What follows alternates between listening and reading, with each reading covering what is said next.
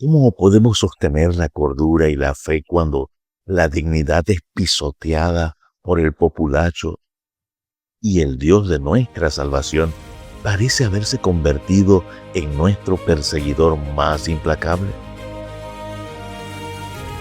Bienvenidos a Maravillosa Creación, el espacio donde la erudición bíblica, los descubrimientos de la arqueología y el corazón pastoral se encuentran para transformar tu vida diaria.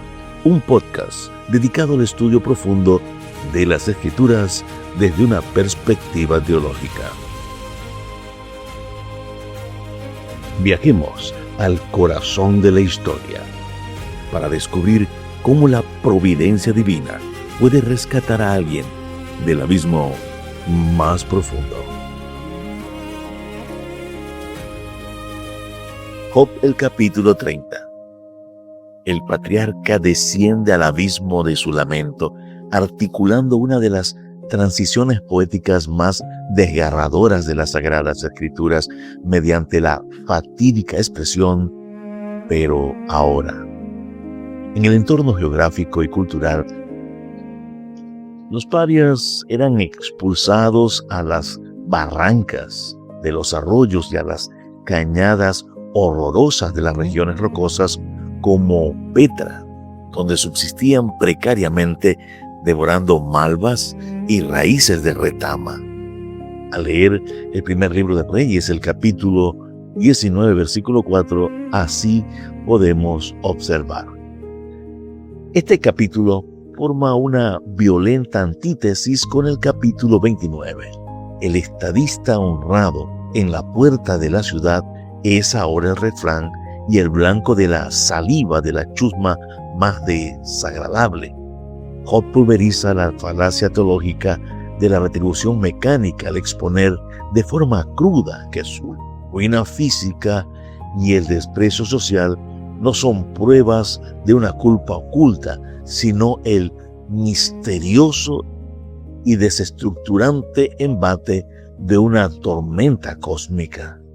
Hay términos claves en este pasaje. El primero de ellos está en el versículo 15, donde se describe la disolución de su bienestar. El texto utiliza la palabra Yeshua, el sustantivo femenino que denota salvación y ventura o prosperidad, acentuando que su seguridad existencial se ha desvanecido como una nube ante el viento. En segundo lugar, en el versículo 21, al clamar bajo el peso del dolor, Job califica a Dios con el adjetivo atzar, que morfológicamente significa cruel, feroz o implacable, reflejando la terrible distorsión perceptiva que el sufrimiento extremo produce en la mente del creyente. En tercer lugar, en el versículo 30, observamos la descripción de su fisonomía desfigurada.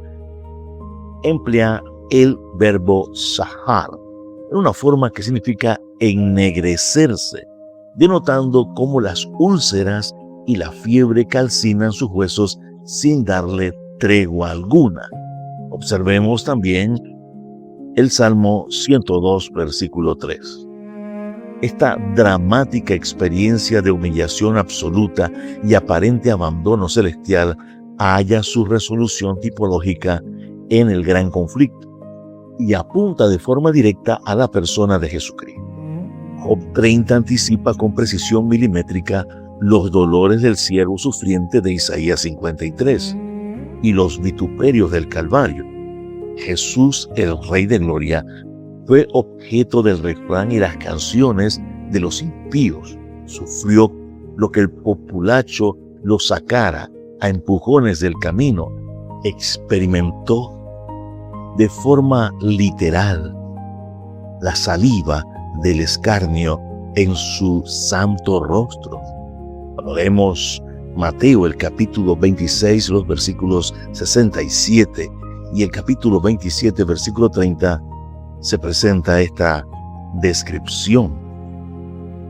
En la cruz, cargando el pecado de la humanidad como nuestro sustituto, Cristo experimentó el eclipse total del favor de su Padre.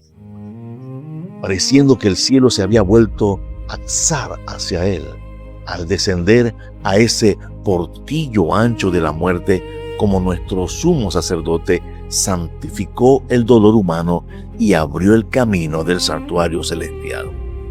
Hebreos, el capítulo 10, los versículos 19 al 22, así lo redacta, para registrar cada lágrima de los oprimidos. El remanente que aguarda los días finales de la historia terrenal posee una profunda advertencia profética en relación con el juicio investigador y el refinamiento del carácter.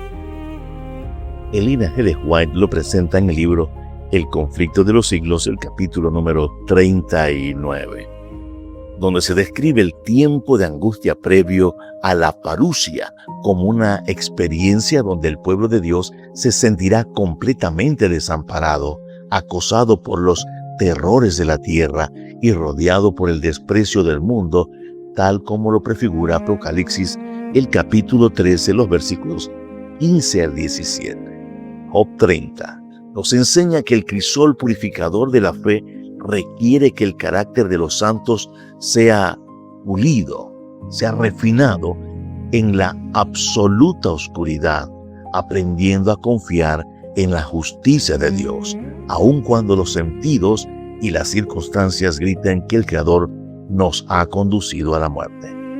La historia nos presenta a los mártires y se registra que este fiel lamento se describe en la biografía del obispo protestante Nicholas Ridley, el 16 de octubre de 1555, según las actas de martirio compiladas en la edición de 1563 de los Hechos y Monumentos de John Fox. Mientras era quemado vivo en la hoguera en Oxford, tras haber sido despojado de toda honra eclesiástica, Ridley exclamó en medio de las llamas que su cuerpo ardía, pero su alma descansaba en los méritos de Cristo, emulando los gemidos de Job en el basurero, en la condición que se encontraba. Amado Padre Celestial, nos dirigimos a usted con esta oración, agradeciendo su misericordia, su justicia y su gracia. Señor, cuando los días de aflicción nos sobrecojan y sintamos que nuestra dignidad se deshace como el viento, sostenga nuestra fe. No permita usted que la desesperación nuble su verdadero carácter de amor y purifique nuestra alma en el altar de su gracia. Amén. Recuerda, el ennegrecimiento de la piel y el quebranto de los huesos en el crisol de la tierra no son señales de condenación, sino las marcas de ese refinamiento divino, de ese crisol divino que anteceden a tu eterna corona de gloria.